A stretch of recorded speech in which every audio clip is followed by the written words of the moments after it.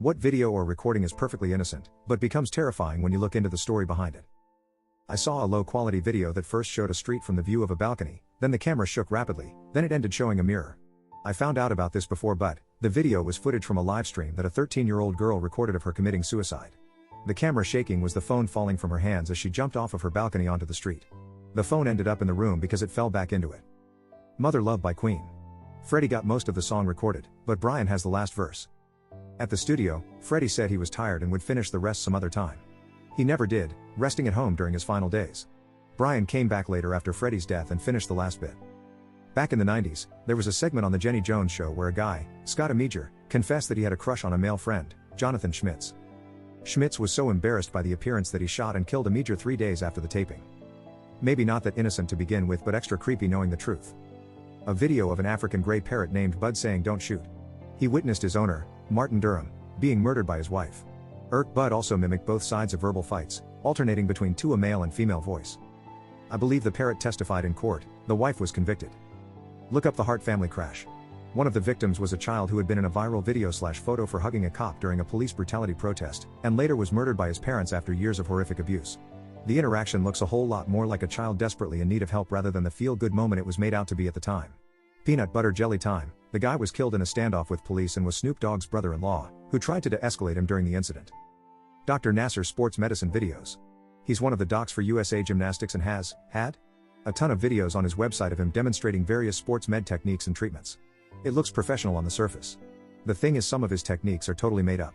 Some techniques he demonstrated on video he would digitally penetrate, finger, young girls in the vagina and anus. He performed these techniques on hundreds of young girls under the guise of it being for their health and sometimes directly in front of their parents, sometimes while aroused. Watch Athlete A on Netflix if you want the story on this scumbag. That kid who did anime reviews and ended up making a video about his big future plans. He ended up killing his entire family and tried shooting up his old high school before he got caught. Also, Elliot Rodgers' old videos are just eerie. Next door neighbor security footage of a disturbingly calm Chris Watt loading up his work truck in the morning with the bodies of his recently strangled pregnant wife and 2 young children, to dispose of them. Absolutely effed up. One day I saw a news report on a woman's body dropped in a lake. The police were still looking for the body. They interviewed a man who said that could have been someone's mother. A few hours later they find out the body was that man's mother. I was hiking the Appalachian Trail in high school and our guide told us a story about someone that got filmed sleeping on the trail with their camera, but the thing was they were hiking alone. They didn't see the footage until they got home, so they had no idea how long it went on for. The family movie The Adventures of Milo and Otis. It's a live-action movie about a dog and a cat. The filmmakers abused the animals, even killed some in order to get their shot. Any of the recordings of Jim Jones at his interracial church. If he had been hit by a car before he went to CA, he would have been looked up to as one of the early civil rights activists. It's crazy to me how someone who was calling for unity between people could end up as one of the most awful cult leaders in recent history. It was on an old episode of Oprah, way before I was born, but it was featured in the anniversary box set. This mom had made several recordings of essentially mom tutorials for her daughter. Which is really sweet, but it was because she was diagnosed with cancer and she was expected to die when her daughter was 3. Her daughter said she watched them throughout her entire childhood and still plays them when she feels like she needs her mom around. Edit. The reason why I put this here is that it was originally presented as cute videos like how to tie a ponytail or how to alter a prom dress. Then you found out the mom was dying and that this was basically a prolonged goodbye letter. There were scenes of her speculating how her daughter would look like a woman, what kind of guy she'd date, the shenanigans her dad and her would do, etc. I found it terrifying that she had to film them all in such short proximity, but it's also pretty wholesome.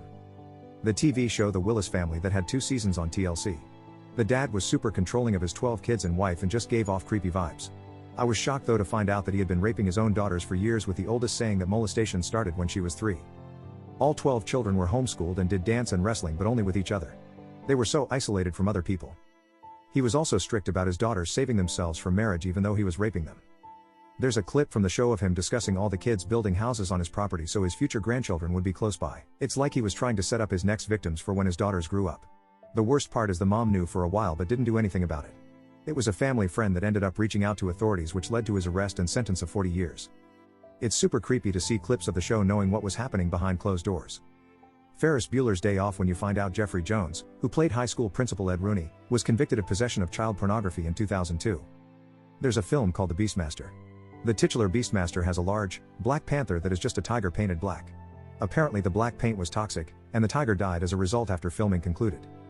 Tears in Heaven, Eric Clapton. It's a song written to his 4.5-year-old son who died after falling 53 stories out an apartment window that was accidentally left open. The song, and Marie sings, and all dogs go to heaven, about wanting a loving home. While recording, the voice actress, Judith Barcy, kept crying. Her home life was awful. Her father was abusive to both her and her mother and would often threaten to kill or hurt them. Judith died before the movie came out. She and her mother were killed by her father and then he killed himself. She was 10. What about the video that was on Tosh.0 where there were two girls and the dad tied them in a playful way to the bed?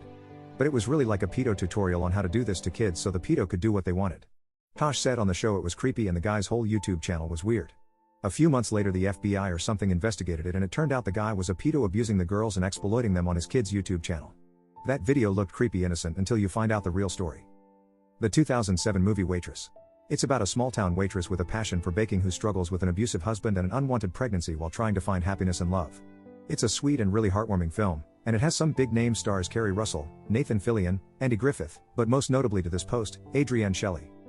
Adrienne Shelley was not only a co-star and the writer for Waitress, but this movie was also her directorial cinematic debut as a director. When released in 2007 it was very well received for its heart and unique directorial style. However, Adrienne Shelley was murdered in 2006, 3 months before it debuted. Her death was first ruled as a suicide by hanging before further investigation showed she was murdered by a stranger who staged her suicide. Waitress was the only film she would get to direct. The Adrienne Shelley Foundation now exists to support women filmmakers, continuing Shelley's legacy. Honestly, typing this up is making me a bit teary. Waitress is one of my all-time favorite movies, and a great musical as well, and losing someone like Adrienne Shelley just shows how cruel the world can be sometimes. Edit. Turns out Waitress wasn't her directorial debut, though it may have been her cinematic debut versus direct-to-video. Recent Britney Spears TikTok and all that video she posted. I am not a fan myself tbh, but as a person who doesn't know much about her, it felt weird and somewhat awkward to watch it. Which I read the comment to see that there are people saying like how she's asking for help through all these videos. The song Go Outside by Cult sounds cheerful as F until you realize it was written about the Jonestown massacre where almost 1,000 men, women and children committed mass suicide. The music video even features members of the cult singing and looking cheerful. Effed up that not long after that video was taken they all drank poison as commanded by the cult leader.